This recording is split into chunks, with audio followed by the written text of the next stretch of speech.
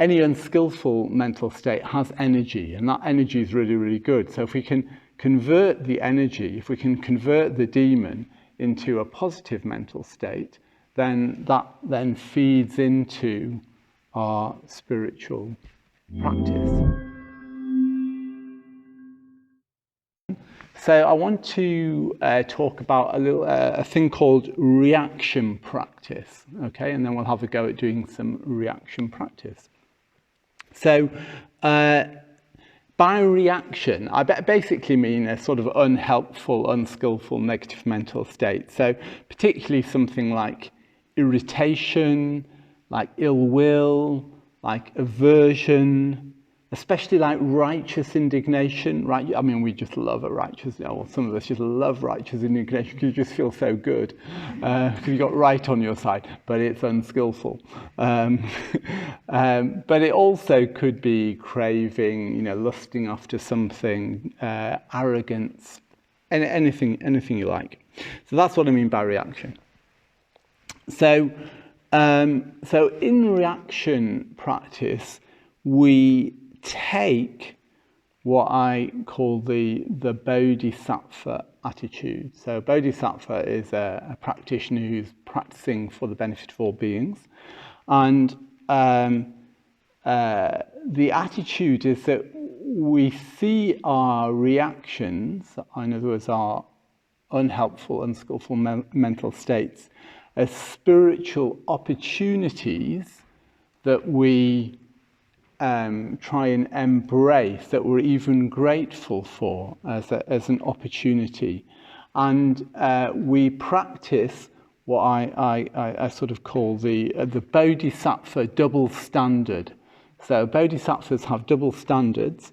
So the double standard is that we're very concerned about our own unskillfulness. In other words, we're very concerned about our own unhelpful deeds of body, speech and mind because of the harm we may cause to ourselves and to other people. But other people's unskillfulness, that's their business. It's none of our business. So other people's unskillfulness is none of our business. So that's the double standard. Okay? So the standard that we hold ourselves to is different from the standard that, as it were, we hold other people to. I'll unpack that a bit more slightly later on.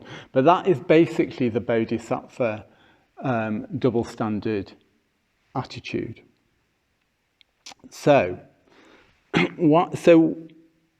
in what sense is a reaction an opportunity? So it's an opportunity to develop qualities, to develop wisdom, and to develop harmony.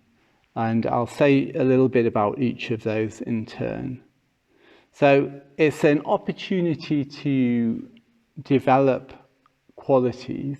So this is in ways your sort of first line of attack, if you like, or first line of response, your first aid response, if you like, when you notice that you're having a reaction.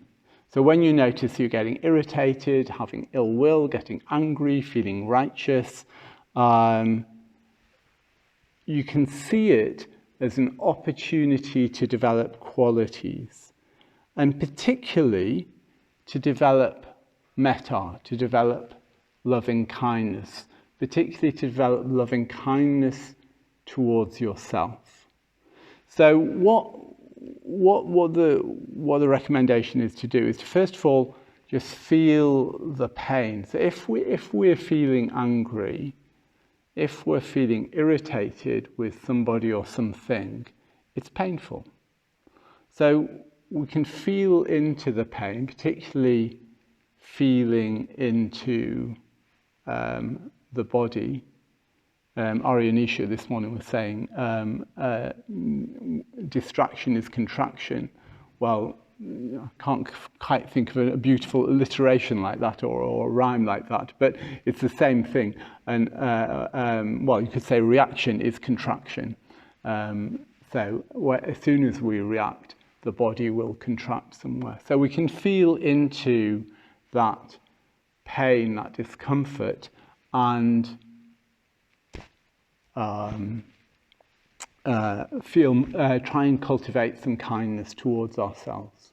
Kindness towards ourselves as someone having a painful mental state, painful bodily state, and try and use it as an opportunity to cultivate more skillful mental states. And partly, in a way, what we're doing there is just damage limitation. So rather than reacting, or rather than acting out of that reaction, so rather than acting on our irritation, we try and stop it where it is and bring kindness towards it. So it's an opportunity to practice, to develop loving kindness, to develop compassion, to develop equanimity, and even gratitude. So gratitude for the opportunity, gratitude for having a spiritual practice, that we can learn to develop these qualities. And as I was saying before the break, this is just this idea of any unskillful mental state has energy, and that energy is really, really good. So if we can convert the energy, if we can convert the demon into a positive mental state, then that then feeds into our spiritual practice. It in a way it feeds us. So that's the first thing. So yeah, and of course, as well as cultivating loving kindness, compassion, equanimity towards ourselves, we can also cultivate it towards the object of our irritation, where, again, whether that's a person or a thing or whatever it is. So we can do that. So that's the first option, the sort of first aid option. Then the second option, which is about developing wisdom, is about seeing through a sense of I, seeing through a sense of having a fixed self, a fixed unchanging self, or ego. So what we do in this is, again, we notice the reaction, whatever that might be. I'm trying to think of it. I don't know. There was no marmalade for breakfast. A little trivial example. Actually, there was marmalade. I had to go to a different table. Trying to find a little example. So we notice the reaction, and then you try and put it into a phrase.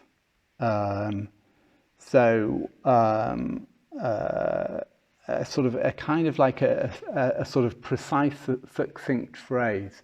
So something like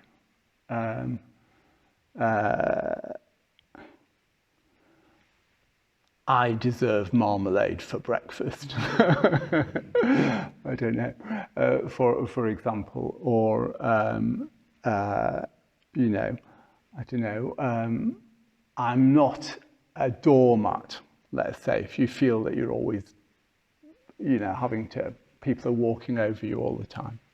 So you find, you find your phrase, I am my own person, you know, I'm an independent person, whatever it is, I will do what I think's right.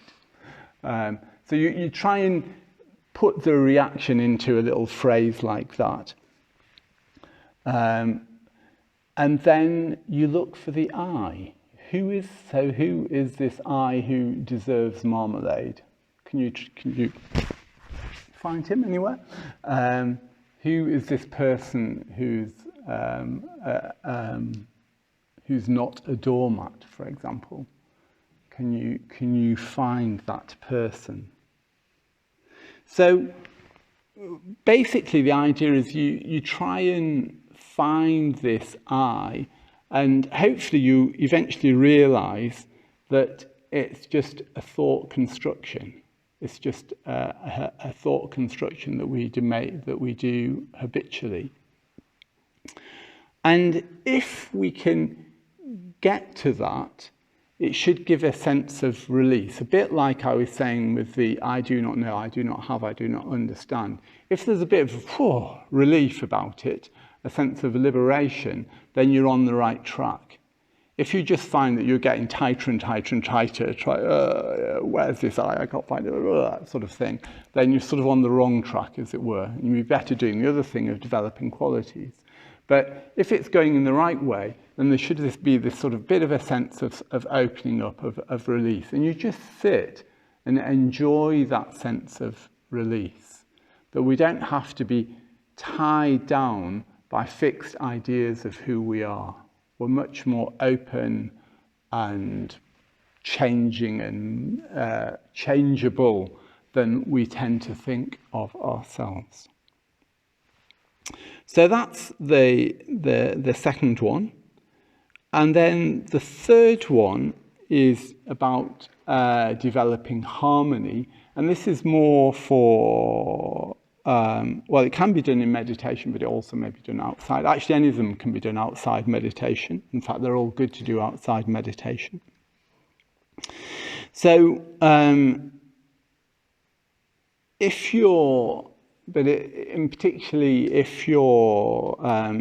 you've been affronted by somebody, that you feel somebody has done something unhelpful towards you, and you've reacted, you've not just sat there with complete equanimity whilst they've mowed over your feet or whatever it is, literally or metaphorically. So first of all, you admit that you've had a reaction. You admit that, I got irritated in that situation. And then you try and understand from the other person's point of view. It's so easy, isn't it, to assume a negative motivation, to assume that the other person had it in for you.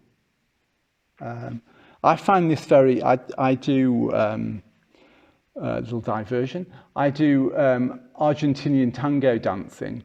And you get lots of opportunities for this because, for better or for worse, it's usually the man who initiates dancing, asking a woman if she'd like to dance. And you usually do it non-verbally.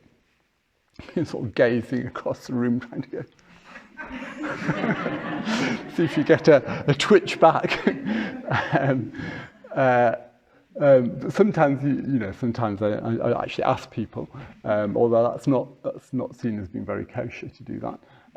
But sometimes you get a no, thank you, and it's very interesting to notice my responses in that, because it's of course very easy, if you're having any empathy here, to understand that you might be a bit upset by somebody saying no to you, and to very easily taking it personally, and to ascribe all sorts of negative, unskillful mind states to that other person, when they might just be tired, or something like that.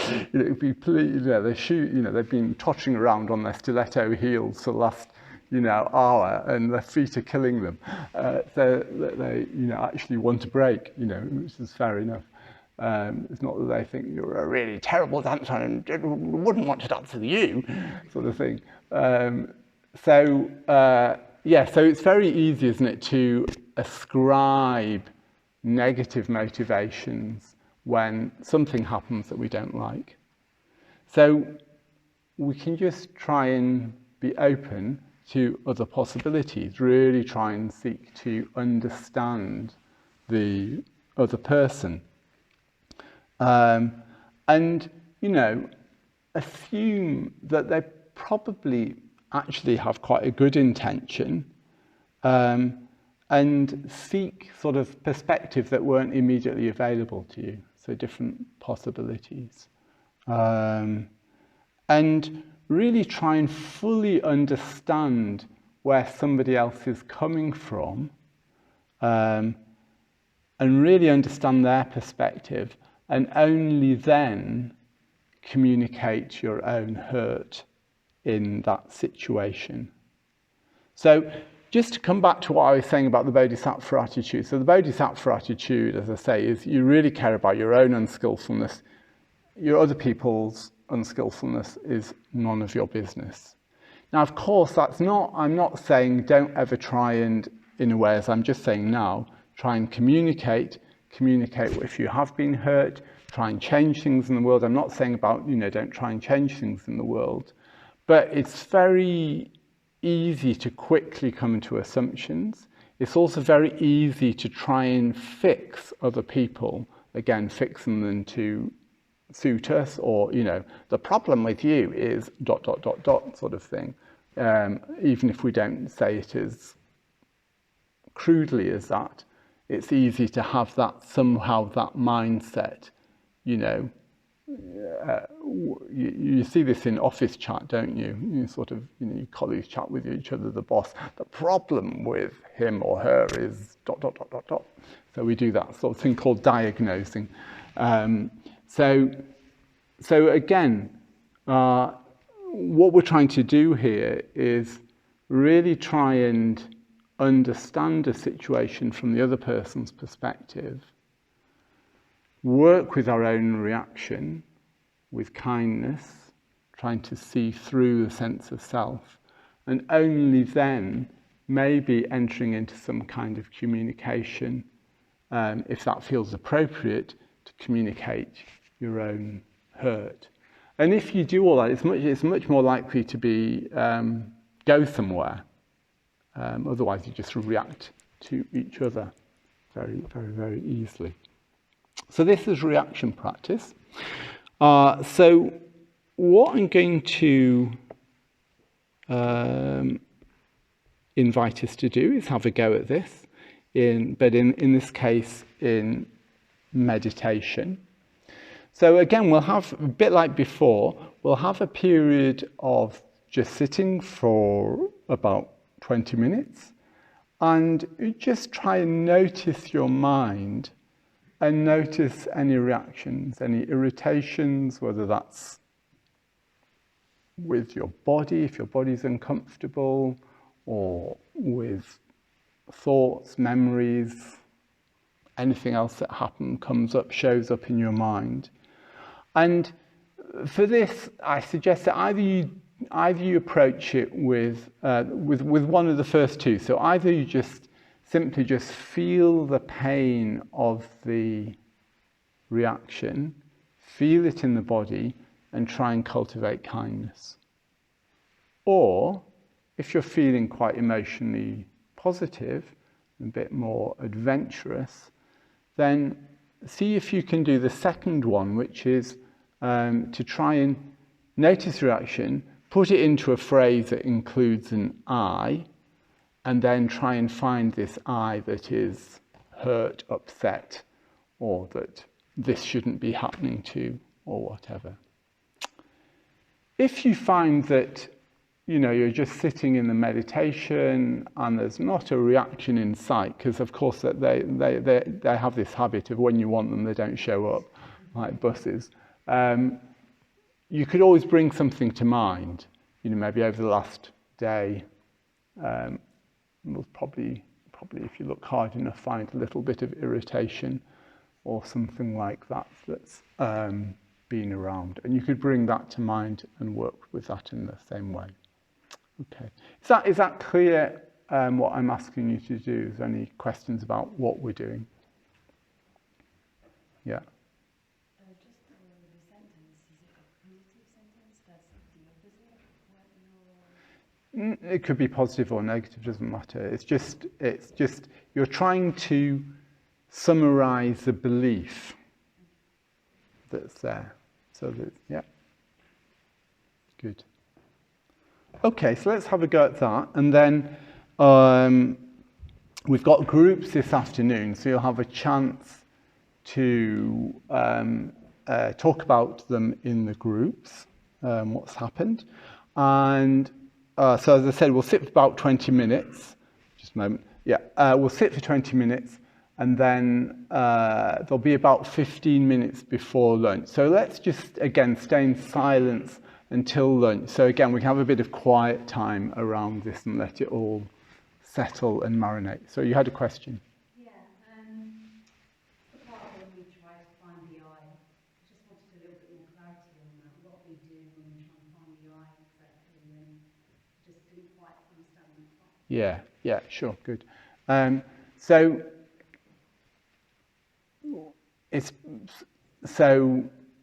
some reaction happens. I am upset. Who is this I? Can I find this I? Where is this I? Is this I in my body? Is it in my head? Where is it? And what you're looking for is, what it presupposes is a fixed, unchanging I, that's sort of, as it were, behind all our experience. That's a kind of our unsaid assumption that we have. Not that, yeah, of course, there's something here that, roughly we can call Paramabandhu, that, works on for getting about daily life, as it were. But I somehow think that somewhere in here is this essence, which is the I. And that's what we're looking to find. And hopefully you won't find it. If you have, if you do find it, come and tell me afterwards. Okay? Great. So I hope you enjoyed that Dharma Night talk. So if you did enjoy it, if you're enjoying our videos, I just want to ask you or encourage you to think about making a donation to the Brixton Buddhist Community. We're a UK charity that relies completely on your donations to run everything here. And if this was a class, a meditation class, there'd be a donation bowl that you could just put in £10 at the end of the night to help support the activities. But as you're watching this online, I just want to ask you to think about making an online donation. If you've watched 4 or 5 videos this month, maybe you might want to think about giving £10. So there's a link in the description below where you can go to our website and make a donation. And if you want to keep giving, and you don't want to worry about making that donation every month, well, you could just set us up a standing order, a monthly standing order. That would be really, really helpful. I want to suggest something of the region of maybe £10 or £20 a month if you're able to do that. And that would be really, really helpful and help us keep producing videos like this one. Thanks for listening. Take care of yourself.